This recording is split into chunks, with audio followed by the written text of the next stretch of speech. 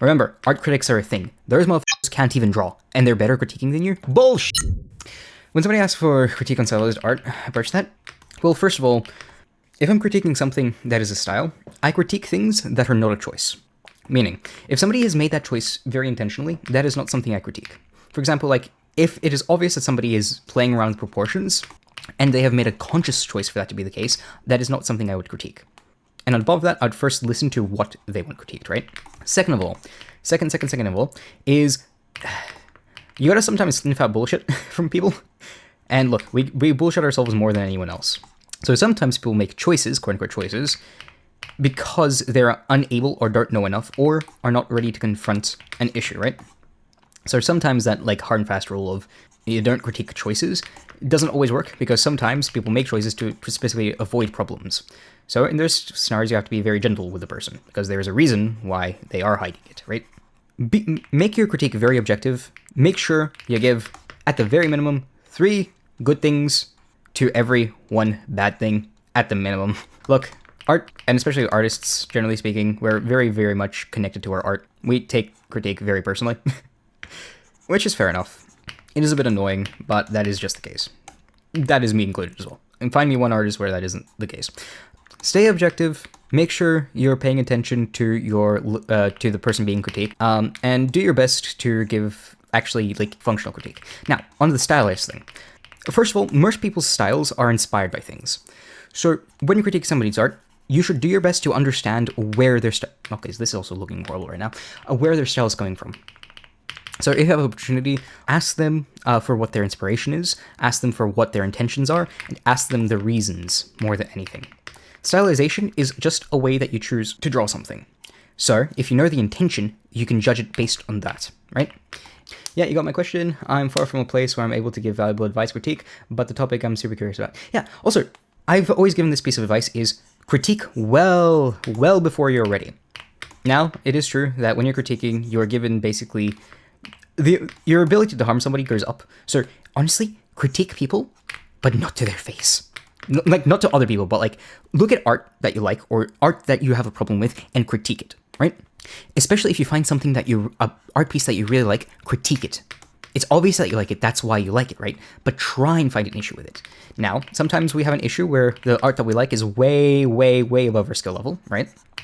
And it's the same thing, like, you wouldn't expect, like, a beginner artist to, like, start them off in, like, fucking oil painting big, like, immediately, right? So build your way up. So find art that is only a bit above your level, but as an artist, your ability to critique should always be much higher than your ability to actually do. Remember, art critics are a thing. Those motherfuckers can't even draw, and they're better critiquing than you? Bullshit! Yes, intention matters a lot. With art, intention is everything that matters. Is this person trying to make something aesthetic? If that is the goal of the style, then you should need to critique it based off those premises. Sometimes we can't tell the intention, so sometimes we have to, like, make guesses. If somebody is just drawing for fun, then the type of critique I would be giving is very different. Or if somebody is doing pixel art, I wouldn't, like, judge it based on, like, how I would judge, like, I don't know, like a fucking oil painting, right? Yeah. Approaching things gently is almost always the right move. Tough love is pretty much, is completely bullshit. Don't get me wrong, tough love is incredibly entertaining from a third-person perspective, but tough love is horrible to actually get this shit done, you know? If the intention of your critique is to get the other person to do better, it's just not effective. And more often than not, when we do quote-unquote tough love or like things like that, it's more so for our own sakes, to boost either our ego or something like. And look, we're all human, we do it all from time to time, right? But you have to keep in mind what your goals are, and be very honest with yourselves. Why are you doing a specific thing? Much like critiquing your art for style, your style critique also has been formed under why. What are you trying to achieve? Are you trying to make them improve in the long term? Are you trying to get them to learn a lesson in the short term? What are you trying to do, right? Why did they come to you specifically for critique? What exactly is the subtext? Remember, always look at the subtext. As a person who also struggles a lot with the subtext, I can tell you right now, your approach to critique matters way more than what you actually say. When giving critique, be specific. Always keep the person on the other side in mind. And finally, don't take it too seriously. I don't know what I'm saying anymore. I'm yapping. And on that note, okay, bit of a pop quiz for you, Snowflake. Give me a piece of critique on this one right here. Good. And say merging some of the shadows may help with making gaps feel less like they're breaking the shapes. Exactly. So the biggest thing in pen and ink is the graphic design of your shadows and light shapes. This also is the case for a painting. In painting, in pen and ink, and basically all of art, you want to keep it simple, stupid. The more stuff you add, the more the message gets blurry, right? It's really, really fun to keep adding details, to keep defining things, to keep adding. God knows I love that. But in art, the thing that really makes good art is knowing when to pull back. Now, when you're learning, pulling back isn't necessarily the right thing to do, simply because doing more is, at the end of the day, doing more. You force yourself to go through more practice problems, right? Like when you're first practicing driving, for instance, you don't want to go immediately onto the highway where it is the quickest way to get to your destination, and in fact probably is the most fuel efficient, right? You first want to take the back road so you can learn things. You want to drive more.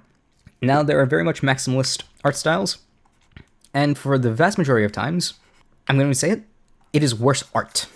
Almost always, if you see an artist adding more, it is because they know less. to a certain degree, of course. I mean, if you see an artist just only draw, it's kind of hard to tell how, what they know, but the more you add, it usually means the earlier you are in your learning journey. And for good reason.